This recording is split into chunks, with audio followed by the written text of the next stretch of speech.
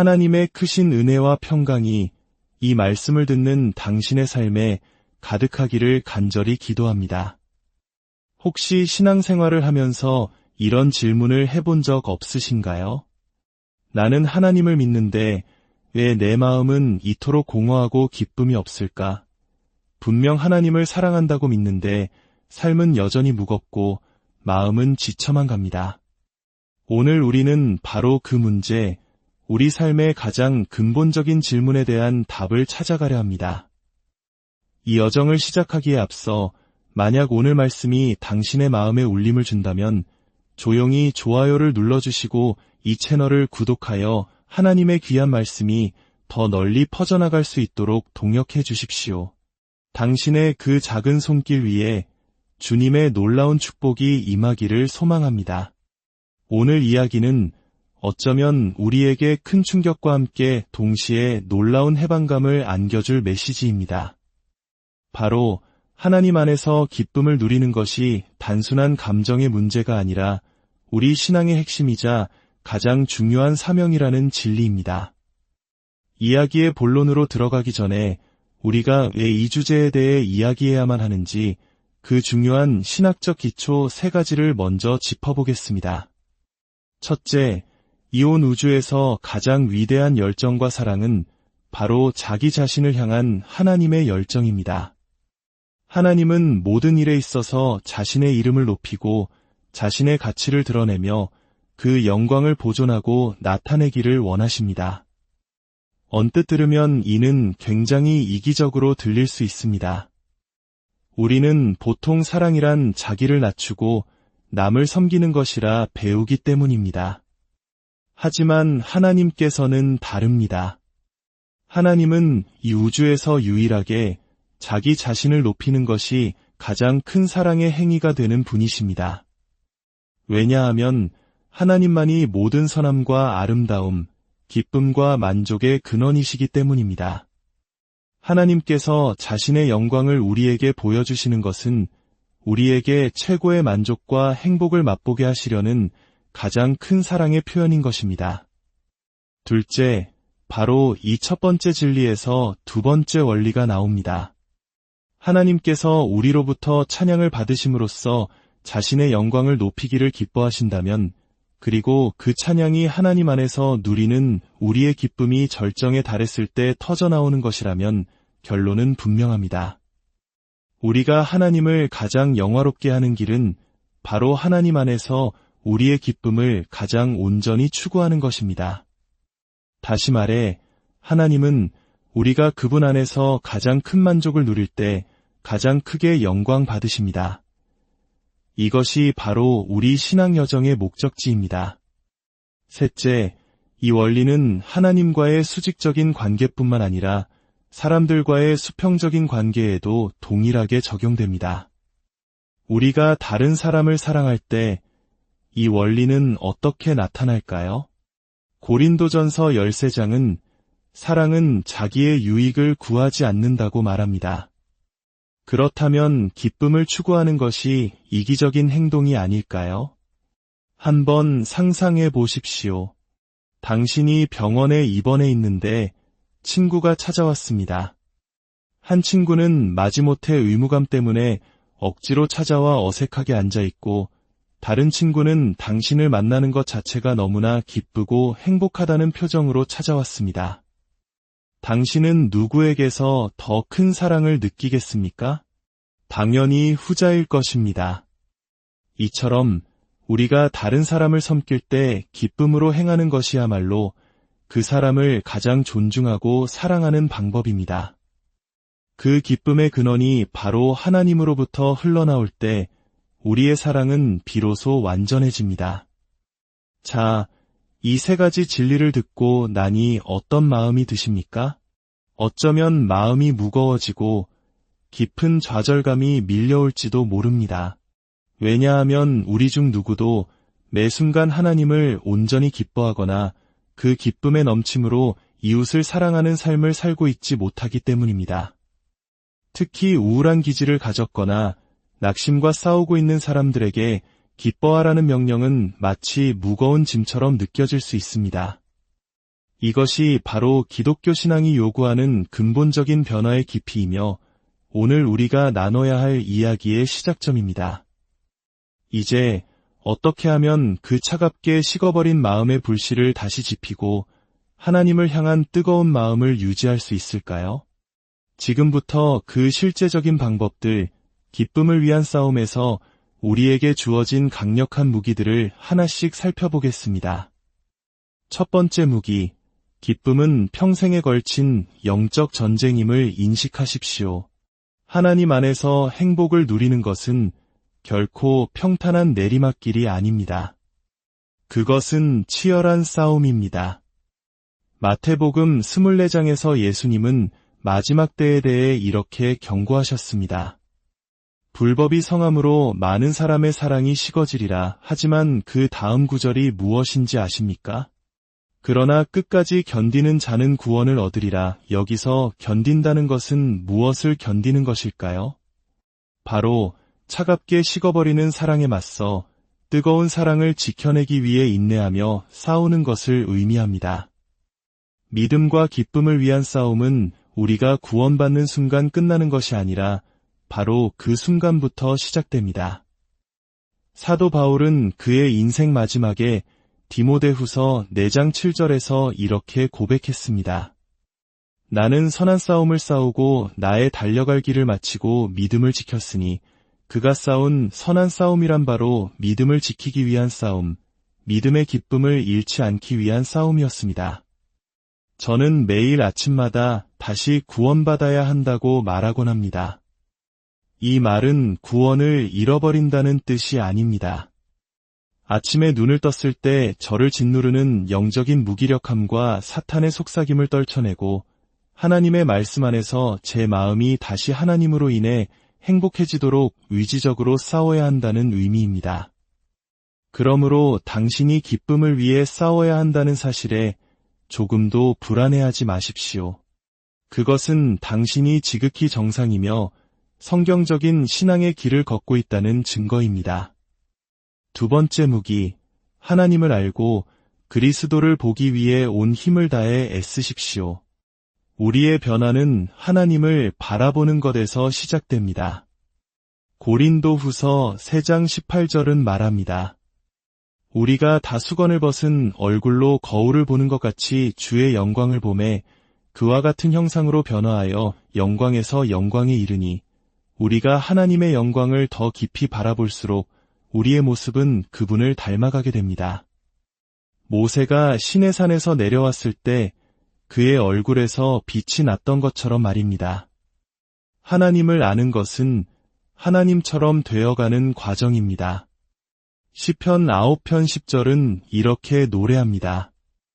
여호와여 주의 이름을 아는 자는 주를 의지하오리니 하나님에 대한 참된 지식은 자석처럼 우리의 마음을 끌어당겨 그분을 신뢰하고 기쁘게 의지하게 만드는 힘이 있습니다.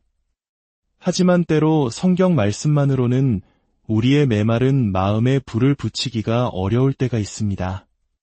저는 그럴 때 스티븐 찬옥과 같은 청교도 신학자들의 책을 펼칩니다.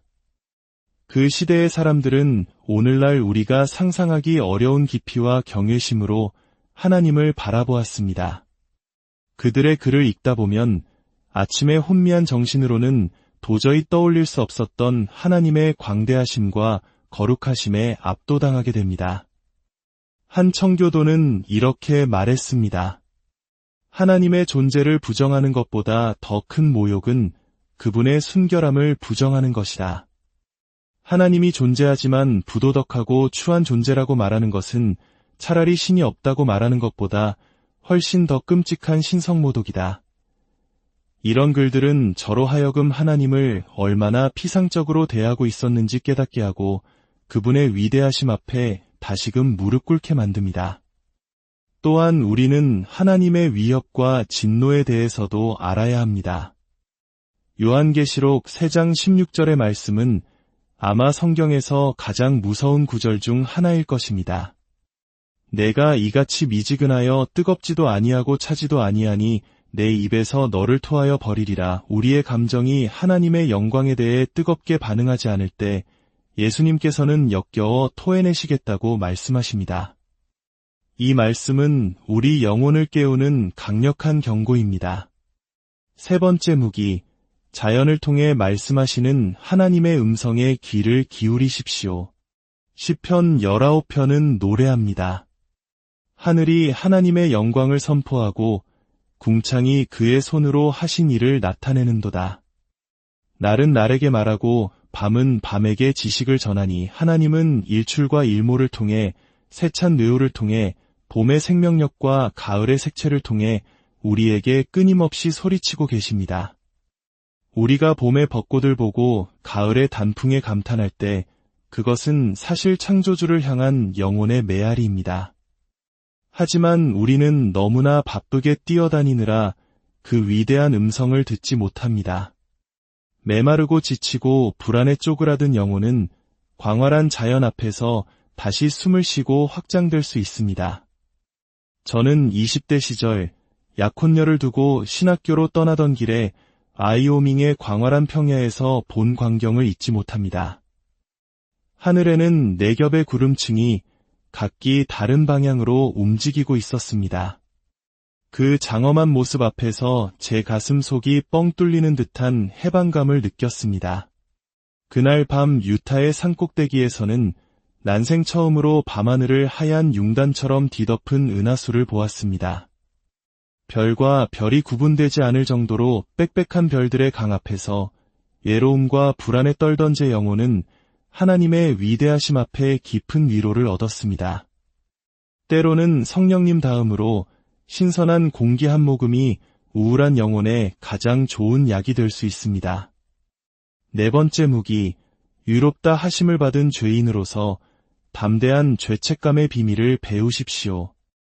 이것은 기쁨을 위한 싸움의 가장 깊은 곳에 있는 핵심 무기입니다.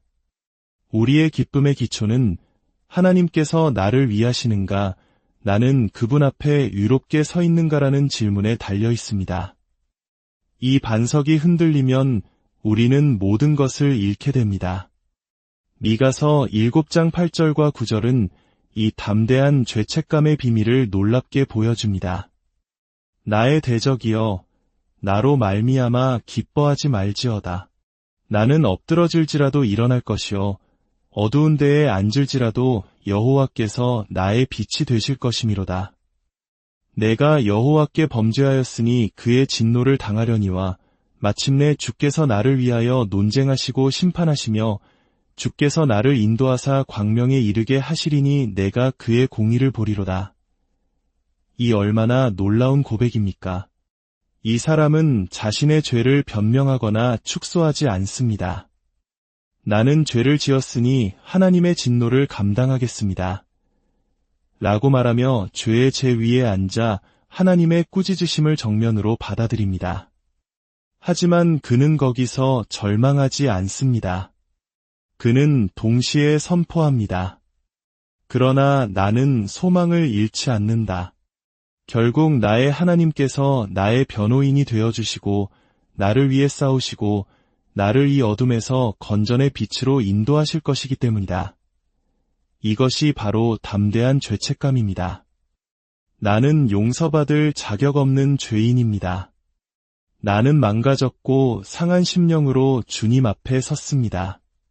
하나님의 실망하신 얼굴을 봅니다. 그러나 나는 절망하지 않겠습니다. 주님께서 나의 변호인이 되실 것이기 때문입니다. 주님께서 나를 구원하실 것이고 내게 구원의 기쁨을 회복시켜 주실 것입니다. 나는 그날을 기다리겠습니다. 이 확신이야말로 흔들리는 감정의 폭풍우 속에서 우리를 굳건히 지켜줄 반석입니다. 다섯 번째 무기, 하나님의 말씀을 밤낮으로 묵상하십시오. 시편 한 편은 복 있는 사람에 대해 말합니다. 그의 즐거움은 여호와의 율법에 있으며 그의 율법을 주야로 묵상하는도다.